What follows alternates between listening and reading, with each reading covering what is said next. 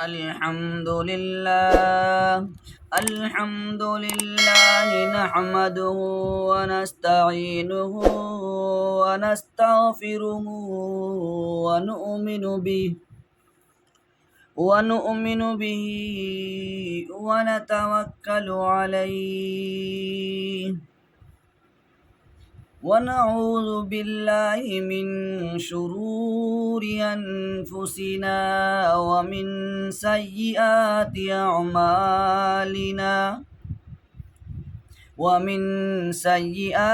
أعمالنا من يهده الله فلا مضل له ومن يضلله فلا هادي له ونشهد أن لا إله إلا الله وحده لا شريك له ونشهد أن سيدنا وحبيبنا وسندنا ونبينا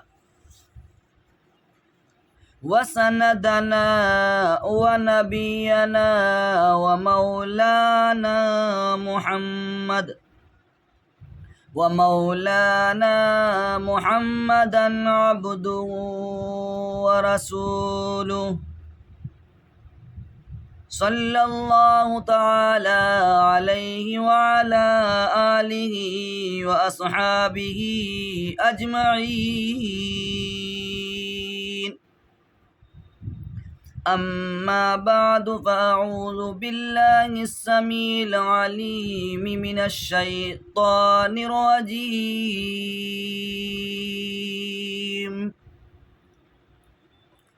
بسم الله الرحمن الرحيم.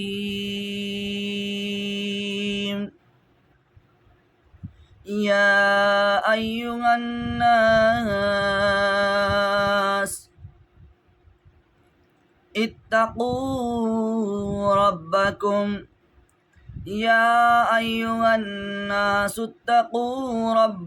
الذي خلقكم من نفس واحدة وخلق منها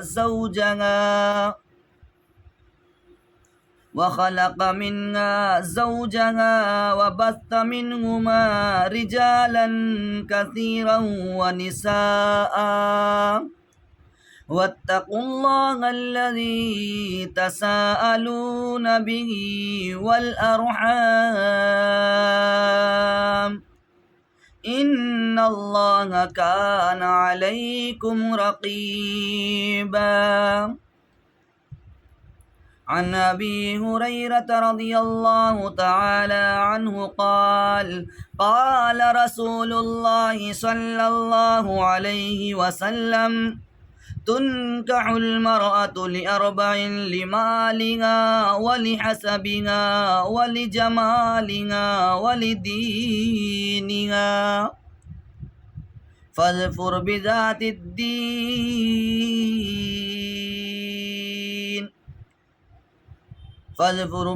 الدين تربت يداك. قال النبي صلى الله عليه وسلم النكاح من سنتي فمن رغب عن سنتي فليس مني. صدق الله العظيم ومولانا العظام الكريم، ونحن على ذلك لمن الشاهدين والشاكرين، والحمد لله رب العالمین.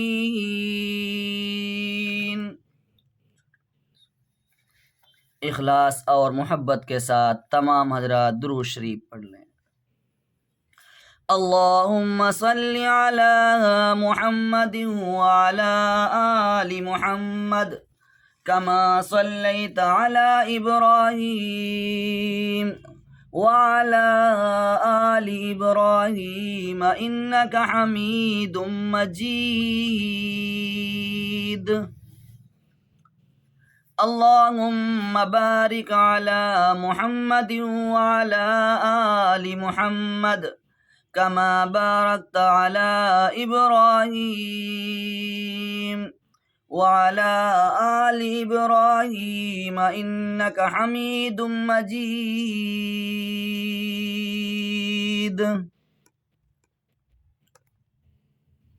میرے محترم بزرگوں اور دوستو، میں نے آپ حضرات کے سامنے قرآن پاک کی ایک آیت کریمہ تلاوت فرمائی اور حدیث مبارکہ تلاوت فرمائی۔ میرے محترم بزرگوں اور دوستو، عزیز ساتھیو، اللہ تبارک و تعالی نے ہم سب کو مسلمان بنایا ہے، ایمان والا بنایا ہے۔ اللہ تبارک و تعالی نے ہم کو محبوب کریم صلی اللہ علیہ وسلم کا امتی بنایا ہے، آپ کی امت میں پیدا فرمایا ہے، ہم کو انسان بنایا، اشرف المخلوقات بنایا اور اس سے بڑھ کر ایمان عطا فرمایا، اور پھر ہم کو ہمارے جینے کے، زندگی گزارنے کے، رہن سہن کے ہمارے لیے قانون بنا دیے، ہمارے لیے دین اسلام نے جو تعلیم دی، اللہ تبارک و تعالی نے جو ہم کو دین اسلام دیا، مذہب دین اسلام دیا، قرآن دیا، نبی دیا، تو ہمیں تعلیم دی کہ تم زندگی گزارو مگر میرے حکم کے مطابق، میرے محبوب کی زندگی کو اپنی زندگی کے لیے ماڈل نمونہ بناؤ، شادی کرو، بیاہ کرو، خواہشات پوری کرنے کے لیے نہیں، بلکہ ایک زندگی کو گزارنے کا انسانی اور اسلامی طریقہ کیا ہونا چاہیے، اسلامی معیار کیا ہے۔ میرے محترم بزرگ اور دوستو، اللہ رب العالمین کا میں ہزارہا شکر ادا کرتا ہوں کہ جس نے مجھ کو اور آپ کو آج قرآن و حدیث کی روشنی میں شادی اور بیاہ کرنے کی جو تعلیم ہے، اس کے عنوان پر ہم کو آج قرآن و احادیث کی روشنی میں شادی کس طرح کرنی چاہیے، شادی صرف خواہشات پوری کرنے کے لیے ہے، آرزوئیں پوری کرنے کے لیے ہے، یا کچھ اور بھی ہے، تو اس لیے میرے محبوب صلی اللہ علیہ وسلم نے فرمایا نکاح میری سنت ہے، اور جس نے میری سنت سے اعراض کیا وہ میرا نہیں ہے۔ میرے محترم بزرگ اور دوستو، آج ہم نے اسی شادی کو، اسی بیاہ کو، اسی نکاح کو آج ہم نے خرید و فروخت بنا لیا، ایک تجارت بنا لیا۔ آج قوم کے اندر، سماج کے اندر روز بروز نئی نئی خبریں ہمارے سامنے آتی ہیں، فلاں جگہ دیکھا ایک مذہبی طریقہ شادی کا نہیں، سماجی طریقہ شادی کا نہیں، اور وہ شادیاں ہوئی چند دنوں میں ٹوٹ گئی، بندھن بندھے چند دنوں میں کوئی بات ہوئی، نئی بات بنی، انبن پیدا ہوئی، وہی خوشیوں کا، وہی محبتوں کا گھر آج اجڑ رہا ہے۔ کیوں؟ کبھی ہم نے غور کیا؟ کیونکہ اس کے پیچھے وجہ صرف اور صرف یہ ہے کہ ہم نے اسلامی طریقے کو اپنے اندر نہیں اپنایا، ہم نے قرآن و احادیث کی روشنی میں اپنی زندگی گزارنے کے اصولوں کو نہیں پڑھا، نہ کسی اللہ والے سے سنا، اپنے علماء کے پاس بیٹھنے کی، ان سے کسی دینی مسائل کے سیکھنے کی کبھی توفیق نہیں۔ میرے محترم بزرگ اور دوستو، میں آپ کو بتاتا چلوں کہ آج ہماری شادیوں میں، ہمارے نکاح میں، ایسے مسنون موقع کے اندر ہم جو رسومات ادا کرتے ہیں، جو رسموں پر چلتے ہیں، یہ ہمارے لیے کہاں فائدہ مند ہو رہے ہیں، کہاں نقصان دہ ہے؟ کہ ایسا تو نہیں ہماری نظر میں ہم چند دنوں کے لیے فائدہ سمجھتے ہیں، مگر وہ سرے سے ہمارے لیے نقصان کا ہی سبب بنتے ہیں۔ ہاں، خطبات دین پوری نامی کتاب میں نے پڑھا، اور پڑھ کر بڑی حیرت ہوئی، بڑا افسوس ہوا کہ آج لوگوں کا کیا حال ہو گیا۔ ہاں، حضرت نے لکھا ہے کہ لاہور میں ایک شادی ہوئی، حضرت نے لکھا ہے کہ لاہور میں شادی ہوئی اور مجھے اطلاع ملی کہ 4 دن تک شادی چلتی رہی، خوب زرد پلاؤ بریانی چلتی رہی، خوب مرغے بنے، قورمے بنے، بکرے بنے، نان پکتے رہے، گیت سنگیت کا دور ہوتا رہا۔ اس ہنگامہ اور شور شرابہ میں لوگ اتنے غافل ہوئے کہ اصل چیز یعنی نکاح جو ہوتا ہے اس کو بھول ہی گئے۔ شادی کی جو اصل ہے، شادی کی جو بنیاد ہے، اس کو بھول گئے۔ آمد و رفت ختم ہوئی، گیت ختم ہوئے، آوازیں بند ہوئی، شادی ختم ہوئی، لڑکی رخصت ہو گئی۔ رات ہوئی تو دلہا صاحب نے کنڈی کھٹکھٹائی۔ لڑکی سمجھدار تھی، دین سے واقف تھی، اسے اللہ کا کچھ ڈر تھا، اللہ کا خوف تھا۔ اس نے یہ کہہ کر انکار کر دیا، مجھے تم اس وقت تک نہ چھونا جب تک کہ تم نکاح نہ کرو۔ ہاں، مجھے تو تم سے پردہ ہے، خبردار اگر اندر آیا اور میرے ساتھ بات بھی کی۔ اب شوہر کا کیا حال بنا؟ اب شوہر محترم یہ جملے سن کر گرائے، اکڑ کر کہنے لگے، جانتی ہو ہمارے لاکھوں کے روپے برباد ہوئے، لاکھوں روپے ہمارے خرچ ہوئے، یہاں تک تجھے لانے میں خرچ ہوئے ہیں۔ لڑکی نے کہا، ہاں سب کچھ ہوا ہے مگر نکاح نہیں ہوا ہے۔ دلہا الٹے پاؤں باپ کے پاس گیا، کہنے لگا، ابا جان میری دلہن تو بگڑی ہوئی ہے، مجھے ہاتھ نہیں لگانے دیتی، کہہ رہی ہے نکاح نہیں ہوا۔ باپ نے کہا، او ہو، نکاح تو پڑھایا ہی نہیں ہو۔ ہم باتوں میں، پروگرام کی مشغولی میں، پارٹی بازی میں نکاح کو بھول گئے۔ تو میرے محترم بزرگ اور دوستو، آج امت کا یہ حال ہے، اس مسلم قوم کا یہ حال ہو گیا۔ اللہ ہماری حفاظت فرمائے۔ میرے پیارے دوست اور بزرگوں، ذرا دلوں پر ہاتھ رکھ کر سوچو کہ اسلام نے ہمیں شادی کا، نکاح کا کیا طریقہ دیا تھا؟ کیا یہ رسومات ہمیں دیے گئے تھے؟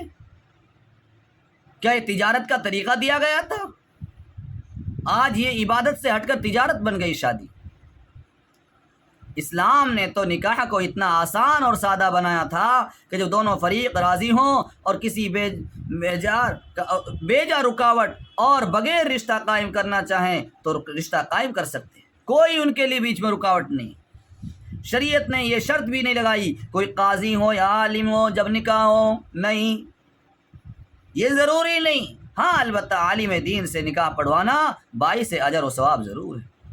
شریعت کی طرف سے شرط صرف اتنی ہے کہ نکاح کی مجلس میں 2 گواہ موجود ہوں، اگر دلہا دلہن عاقل و بالغ ہوں تو ان میں سے ایک دوسرے سے کہہ دے میں نے تم سے نکاح کیا، دوسرا جواب دے دے میں نے قبول کیا۔ مگر افسوس ہے آج اس برات کا جو ہم نے نام دیا ہے، پتہ نہیں کیا کیا اس کے نام قوم میں رائج ہیں، عوام میں رائج ہیں، سماج میں رائج ہیں۔ لڑکے والوں کی طرف سے لوگ آتے ہیں تو ان کو کہا جاتا ہے بارات آئے، باراتی آئے ہیں۔ لڑکی والے کی طرف سے آتے ہیں تو کہتے ہیں مہمان آئے۔ ذرا دیندارانہ ماحول ہوتا ہے تو آگے بڑھ کے کہہ دیتے ہیں جی نکاح مسنونہ ہے، ولیمہ کی دعوت ہے۔ اب ذرا سوچیں آج ہماری شادیاں کیوں بگڑ رہی ہیں؟ اصل جو چیز ہے اس کو بھول جاتے ہیں۔ ہاں، اس میں نہ دعوت ضروری ہے نہ جہیز لازمی ہے۔ صحابہ کرام رضوان اللہ علیہم اجمعین کے یہاں تو نکاح انتہائی سادہ ہوتے تھے، رسم و رواج سے بالکل پاکیزہ ہوتے تھے۔ میں آپ کو بتاتا چلوں، حضرت عبد الرحمن ابن عوف رضی اللہ عنہ ان 10 خوش نصیب صحابہ میں سے ہیں جن کو محبوب کریم صلی اللہ علیہ وسلم نے جنت کی خوشخبری دی تھی۔ حدیث مبارکہ میں آتا ہے کہ ایک مرتبہ محبوب کریم صلی اللہ علیہ وسلم نے حضرت عبد الرحمن ابن عوف رضی اللہ تعالیٰ عنہ کو دیکھا تو ان کے کپڑوں پر ایک پیلا نشان پایا۔ یہ پیلا سا نشان کیسا، کس چیز کا ہے؟ میرے محبوب نے پوچھا تو حضرت عبد الرحمن ابن عوف رضی اللہ عنہ نے جواب دیا، میں نے خاتون سے نکاح کیا ہے۔ مطلب یہ تھا کہ نکاح کے موقع پر کپڑوں پر خوشبو لگائی تھی، یہ اس کا نشان باقی رہ گیا۔ میرے محبوب صلی اللہ علیہ وسلم نے حضرت عبد الرحمن ابن عوف رضی اللہ تعالیٰ عنہ کو برکت کی دعا دی اور فرمایا ولیمہ کرنا، چاہے ایک بکری کا ہی کیوں نہ ہو۔ اندازہ لگائیے مسلمانوں، ذرا دلوں پر ہاتھ رکھ کر سوچیں کہ حضرت عبد الرحمن ابن عوف رضی اللہ تعالیٰ عنہ میرے محبوب کے اتنے قریبی صحابی ہیں کہ 10 منتخب صحابہ کرام میں ان کا شمار ہوتا ہے، لیکن انہوں نے نکاح کیا۔ نکاح کی مجلس میں آپ صلی اللہ علیہ وسلم تک کو دعوت دینے کی کوئی ضرورت نہیں سمجھی۔ آپ صلی اللہ علیہ وسلم نے کپڑوں پر لگی ہوئی خوشبو کا نشان دیکھا تو سوال کیا تو انہوں نے بتایا کہ میں نے نکاح کیا ہے۔ آپ صلی اللہ علیہ وسلم نے بھی کوئی شکایت نہیں فرمائی کہ تم اکیلے نکاح کر بیٹھے، ہمیں پوچھا بھی نہیں ہے۔ شکایت کے بجائے آپ صلی اللہ علیہ وسلم نے حضرت عبد الرحمن ابن عوف رضی اللہ تعالیٰ عنہ کو دعا دی، البتہ ساتھ ہی یہ ترغیب بھی دی کہ ولیمہ کرنا۔ آج اس مجلس میں ولیمہ کا بیان کرنا مقصود نہیں، صرف اور صرف یہ بتلانا مقصود ہے نکاح ایک عبادت ہے جو اب تجارت بن گئی۔ دعا کریں انشاءاللہ ولیمہ کے بارے میں، ولیمہ کے عنوان پر بات کروں گا، تب انشاءاللہ وقت ملے گا، خلاصے کے ساتھ میں کروں۔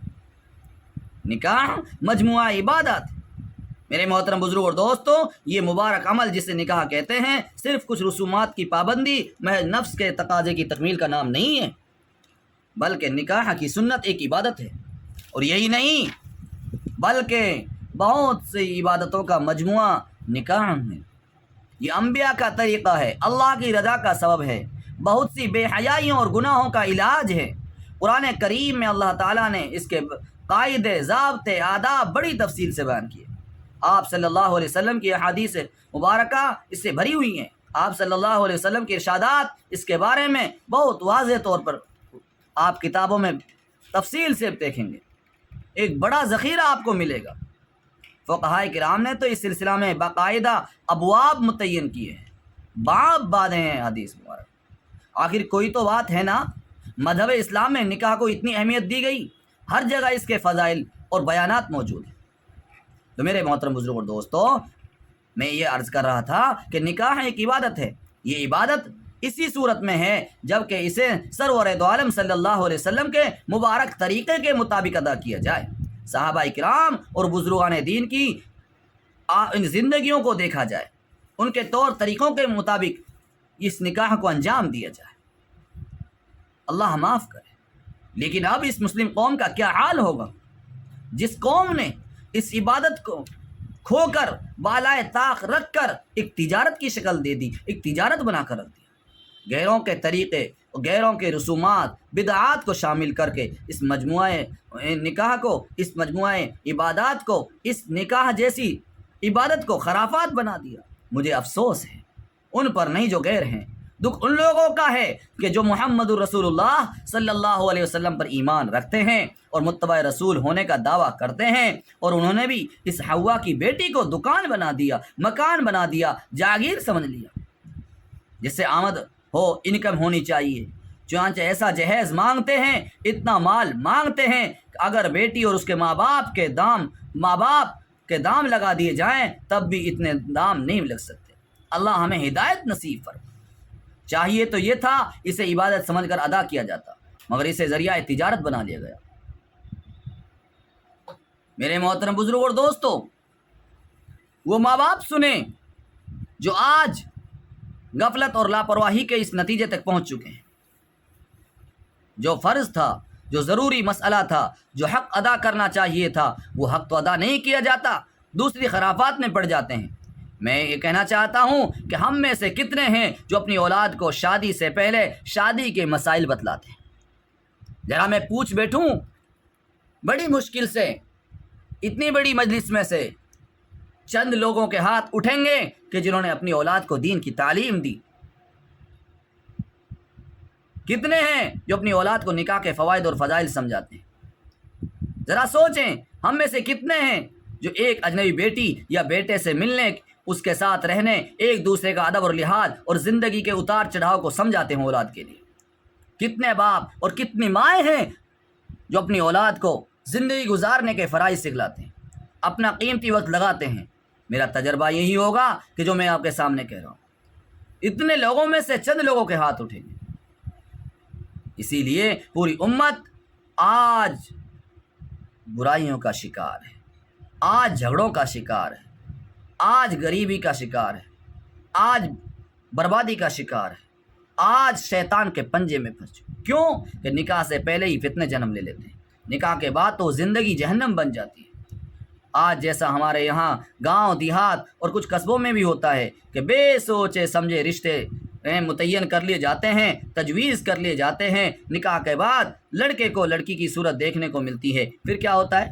بیٹا جو نکاح اور آداب نکاح سے واقف نہیں ہے، نکاح کے مقاصد اور فوائد سے بے خبر ہے، فوراً یہ کہتا ہے یہ تو کالی ہے، یہ تو ناٹی ہے، یہ تو موٹی ہے، یہ تو ہکلی ہے، یہ تو ہوشیار نہیں، یہ تو میری مرضی کے مطابق پڑھی لکھی نہیں۔ نتیجہ یہ نکل جاتا ہے کہ طلاق واقع ہو جاتی ہے، اور اگر طلاق نہ بھی ہوئی تو ان کی زندگی اجاڑ بن جاتی ہے، زندگی کا سکون چھن جاتا ہے۔ یہ معاملہ صرف لڑکوں کا نہیں بلکہ اسی طرح لڑکیوں کا بھی ہے، کیونکہ بیٹا بھی اسے دکان مکان کی طرح سامان تجارت یا سامان عیش و عشرت سمجھتا ہے۔ وہ خود کو، خود کے والدین کو، خود کے بھائیوں کو اور بہنوں کو نہیں دیکھے گا، بلکہ یہ تصور لے کر شب زباب میں جائے گا کوئی ایک حور ہے جو جنت سے اس کے لیے لائی گئی ہے، جس کے نقش و نگار اور حسن و شباب میں وہ تل برابر بھی نقص نہیں دیکھے گا، اس کو کچھ نظر نہیں آئے گا، اپنے گھر والوں کو بھول جاتا ہے۔ میرے محبوب صلی اللہ علیہ وسلم کا عمل ہمارے لیے نمونہ ہے۔ قربان جائے میرے آقا و مولا محمد رسول اللہ صلی اللہ علیہ وسلم کی اداؤں پر، آپ نے پوری امت کے لیے بہترین نمونہ چھوڑا۔ آپ صلی اللہ علیہ وسلم نے اپنی حیات مبارکہ میں 11 نکاح کیے، جن میں سے 10 عورتیں بیوہ تھیں۔ بات کو اگر میں تفصیل سے بتاؤں تو وقت کی تنگی ہے، میں مختصر انداز میں آگے بڑھتا ہوں کہ میرے محبوب صلی اللہ علیہ وسلم نکاح فرما رہے ہیں۔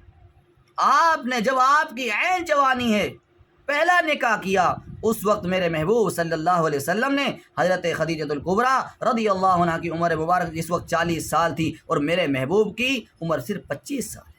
سوچئے اس 40 سال کی عمر کی عورت سے اس کے جسم کو، اس کی ساخت، اس بناوٹ کو دیکھا جائے اور میرے نبی کے شباب کو دیکھا جائے تو بتائیے کیا برابری ہو سکتی ہے؟ ہرگز نہیں، ہرگز نہیں۔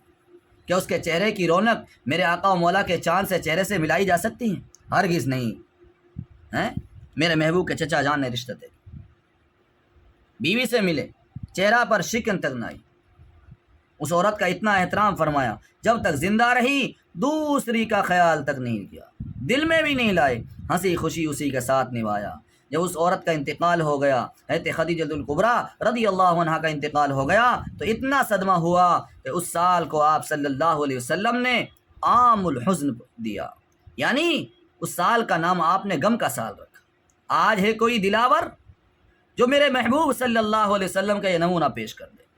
اور یہی نہیں بلکہ آپ کی ایک زوجہ محترمہ حضرت سودا رضی اللہ عنہا انتہائی نحیف اور کمزور ہو چکی تھی، جنہوں نے اپنی باری بھی حضرت عائشہ صدیقہ رضی اللہ عنہا کے سپرد کر دی تھی، مگر کبھی بھی نبی رحمت صلی اللہ علیہ وسلم کے دل میں ان کی طرف سے کسی طرح کا کوئی تنفر اور بغض پیدا نہیں ہوا۔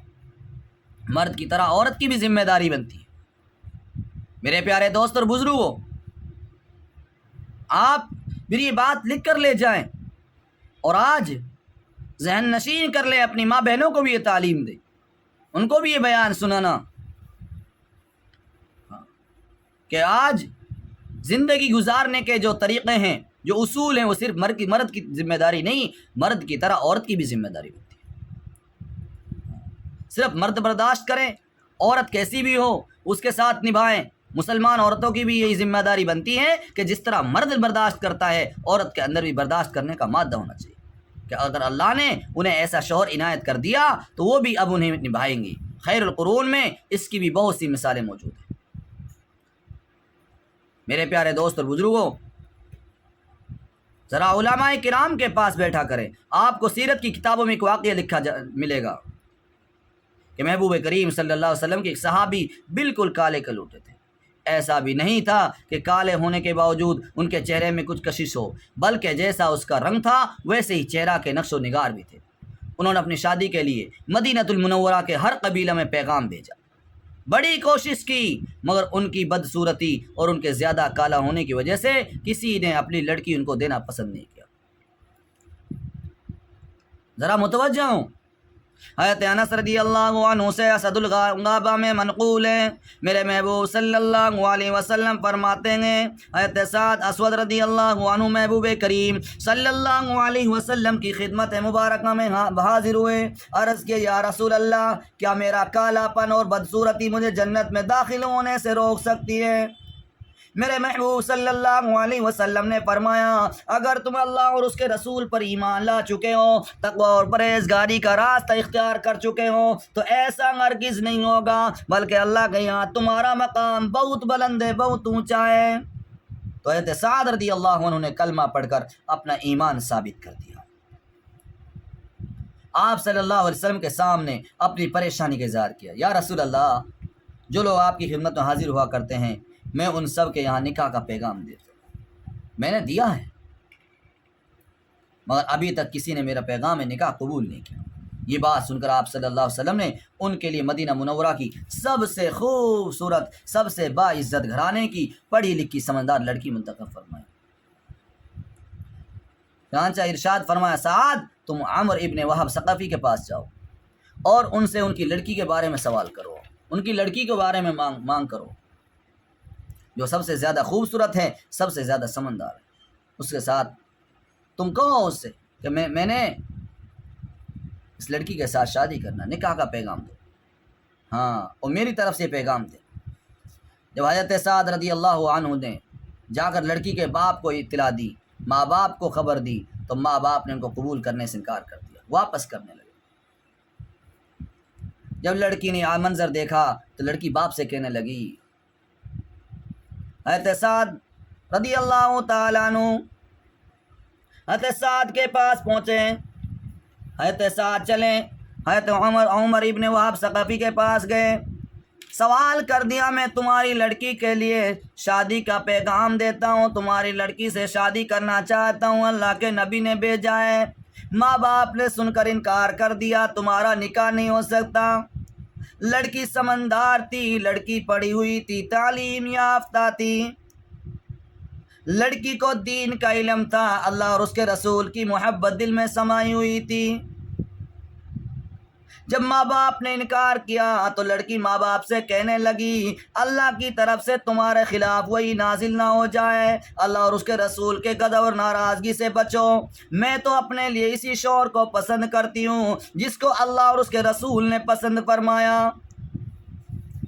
اور پھر قرآن کریم کی آیت کریمہ تلاوت فرمایا وَمَا كَانَ لِمُؤْمِنٍ وَلَا مُؤْمِنَةٍ إِذَا قَضَى اللَّهُ وَرَسُولُهُ أَمْرًا أَن يَكُونَ لَهُمُ الْخِيَرَةُ مِنْ أَمْرِهِمْ وَمَن يَعْصِ اللَّهَ وَرَسُولَهُ فَقَدْ ضَلَّ ضَلَالًا مُبِينًا۔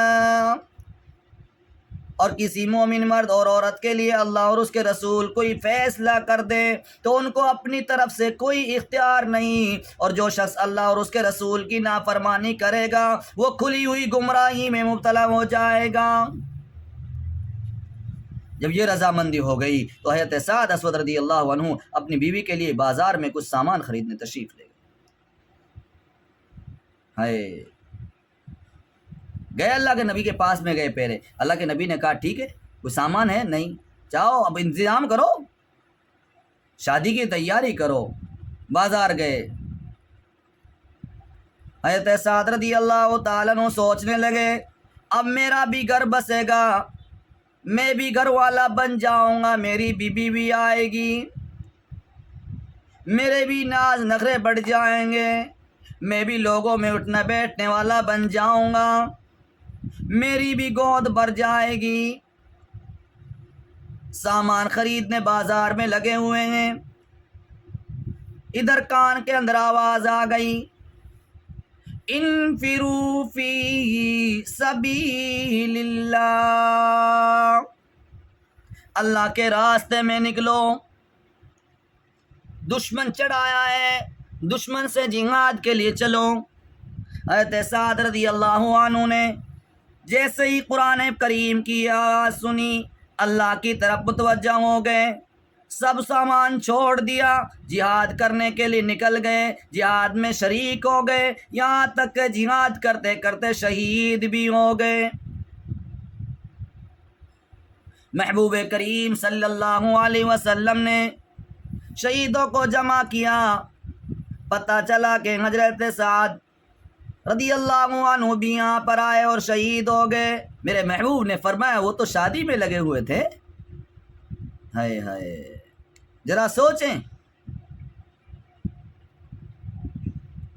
اس واقعہ سے سبق لیں میرے پیارے دوستو۔ اگر یہ آپ کی سمجھ میں آ گیا اور نکاح سے پہلے میرے نوجوان دوستوں کے ذہن میں اور میری بہن بیٹیوں کے ذہن میں بیٹھ گیا تو مجھے امید ہے انشاءاللہ ہمارے اندر بھی شادی نکاح ایک اسلامی طریقے سے کرنے کا جذبہ پیدا ہو۔ اس لیے مجھے عرض یہ کرنا تھا کہ ہم میں کتنے لوگ ہیں جو اپنے بچوں کو شادی سے پہلے اس کے آداب و فرائض سمجھاتے ہیں، ایک دوسرے کے حقوق سے انہیں روشناس کراتے ہیں اور یہ بتاتے ہیں کہ نکاح ایسا مبارک اور مقدس طریقہ ہے جو حضرت سیدنا حضرت آدم علیہ السلام سے جاری ہے، جنت تک باقی رہے گا۔ جنت میں بھی جنتیوں کا نکاح حوروں سے کرایا جائے گا۔ اسلام میں نکاح کی فضیلت اور اہمیت اتنی زیادہ ہے، اگر اس رشتے کو صحیح طور پر قائم کیا جائے اور پھر اس کے حقوق اور ذمہ داریوں کو صحیح طور پر ادا کیا جائے تو اس کی مشغولیت نفل عبادتوں کی مشغولیت سے زیادہ افضل اور زیادہ اہم ہے۔ ذرا سوچیں، درہ مختار کے اندر ہے ان الاشتغال به مع اداء الفرض والسنن افضل من التخلی لنوافل العبادات، کہ اس کی مشغولیت، نکاح کی مشغولیت، شادی کی مشغولیت نفل عبادتوں کی مشغولیت سے افضل ہے۔ حضرت انس رضی اللہ عنہ سے منقول ہے کہ میرے آقا و مولا تاجدار مدینہ محمد الرسول اللہ صلی اللہ علیہ وسلم نے ارشاد فرمایا، اذا تزوج العبد فقد استکمل نصف الایمان۔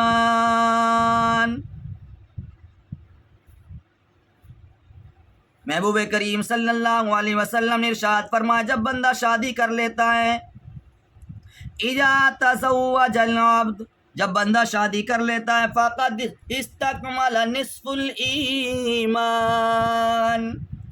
فرمایا تو اس کا ایمان جو آدھا ہوتا ہے وہ مکمل ہو جاتا ہے، اس کا نصف ایمان بھی مکمل ہو جاتا ہے۔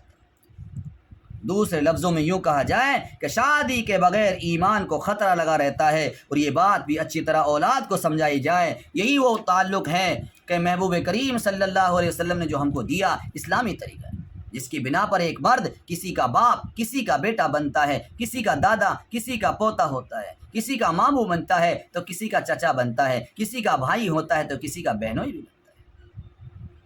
اسی کی بنیاد پر اور اسی تعلق کی بنا پر ایک عورت کسی کی ماں بنتی ہے، کسی کی دادی کسی کی نانی ہوتی ہے، کسی کی پھپھو ہوتی ہے تو کسی کی چچی بنتی ہے۔ تو میرے محترم بزرگ اور دوستو، ذرا سوچیں،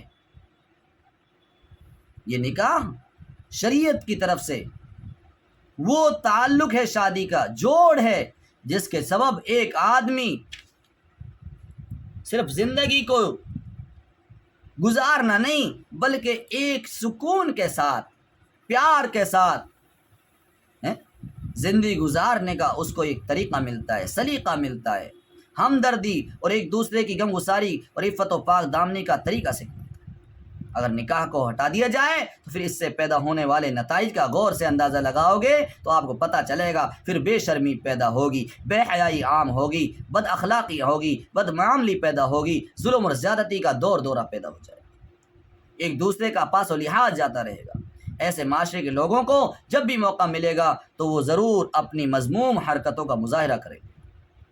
میرے محترم بزرگ اور دوستو، جو آیت کریمہ میں نے تلاوت کی تھی خطبہ کے اندر، اس سے ہم کو یہی پتہ چلتا ہے، اللہ تعالیٰ فرماتا ہے اے لوگو اپنے رب سے ڈرو جس نے تم کو ایک جان سے پیدا کیا اور اس کی جنس سے اس کا جوڑا پیدا کیا، پھر ان دونوں کے ذریعہ سے بہت سے مردوں کو عورتوں کو پھیلایا۔ اس خدا سے ڈرو جس کا واسطہ دے کر تم ایک دوسرے سے اپنا حق مانگتے ہو۔ رشتوں کے حقوق کا پاس و لحاظ رکھو، یاد رکھو کہ اللہ تمہاری نگرانی کر رہا ہے۔